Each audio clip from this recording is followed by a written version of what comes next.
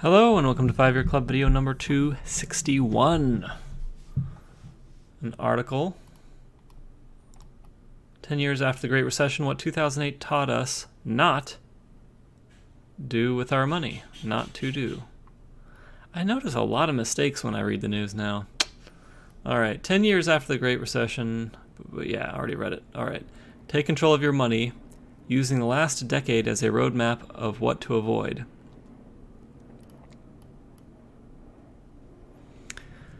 Where were you when the economy lost $1.1 billion? It's been a decade since the financial crisis of 2008.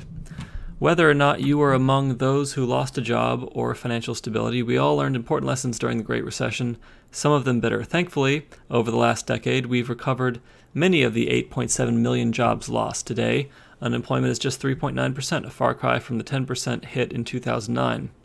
Many of us improved our savings habits too, bringing the overall personal savings rate up to 6.8% versus a pre-crash rate of 3.4%, according to the Federal Reserve Bank of St. Louis. It's tempting to let better times erase the bad ones from our memories, but there are some important takeaways from 2008 that we should do our best to hang on to for the long term.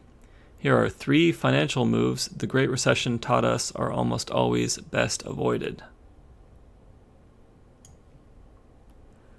Lesson 1. Don't always borrow the maximum amount the bank approves.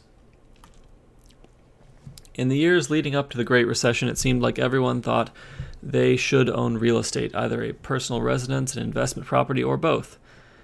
Because of no-doc loans that did not require proof of income, aggressive appraisals, and 100% financing, many homeowners wound up house-rich and cash-poor, explains Jocelyn Wright, adjunct professor at the American College of Financial Services.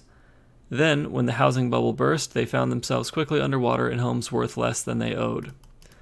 To make matters worse, many individuals had borrowed to buy multiple homes, some of them with an eye towards flipping them or buying and reselling a house within a year. In some areas of Florida and Las Vegas, nearly 1 in 5 homes were flipped, according to Samuel Miller, senior investment strategist at investment advisory firm SIA.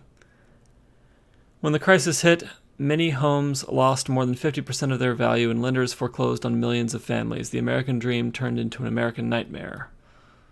Well, that's a boring cliche. Okay. If you're considering purchasing a home, think long and hard about borrowing the maximum amount the bank approves.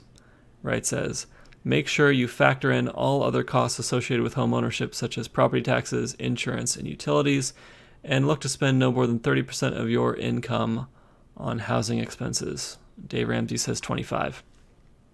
Above all, live within your means. Your first home isn't likely your forever home, so make sure you are not overspending. Recognizing that home ownership is not for everyone depending upon your current situation, it may make sense to wait until you are in a better financial position before making what will likely be your biggest purchase, Wright says. Lesson 2. Don't fall into the trap of wanting instant gratification. Before the crash, credit was too easy to come by, on everything from credit cards to mortgage loans. We let delayed gratification fly out the window. If we wanted something and didn't have the money, we simply bought it on credit, Wright says. We want to live like the stars we follow on Instagram, or like our old classmate we see on Facebook, but seem to forget the hard work and sacrifice required. It's all too convenient to forget what you borrow has to be repaid. Even a decade after the recession, many people are still rebuilding their credit, Wright says. Some who were faced with substantial debts during the crash were unable to put money in emergency funds, contribute to retirement accounts, or save for their children's college education, Wright explains. In extreme situations, it may have cost people a new job, as employers will often check the credit of potential employees. Poor credit can have a personal impact too, including depression, isolation, and stress on our relationships. In a post-recession world, Wright says she hopes people are better equipped to distinguish between needs and wants. Remember, retailers are in the business of separating you from your money, she says. The biggest sale of the year happens about every other month. And that is so true. Lesson 3. Don't let market fluctuations make you do something you regret. Many pre-recession investors didn't bother to look at their portfolios until after the market had already taken a hit. They then panicked, sold, and missed out on the market rebound in 2009 and beyond, describes Paul Gamble, CEO of investment strategy Engine 55IP. Panic selling, following what everyone else is doing and not looking at long-term portfolio objectives, are just one of the many behavioral hurdles that investors must steel themselves against if they're going to be successful, Gamble advises. I gotta say, when you choose your portfolio now that the market is doing good, you need to do it with an eye on what that portfolio will do in a bad recession. It could drop in half. And as long as the historical trends say that it will come back within 10 years, then you're good. But you need to know that it can drop in half. And pay attention to that.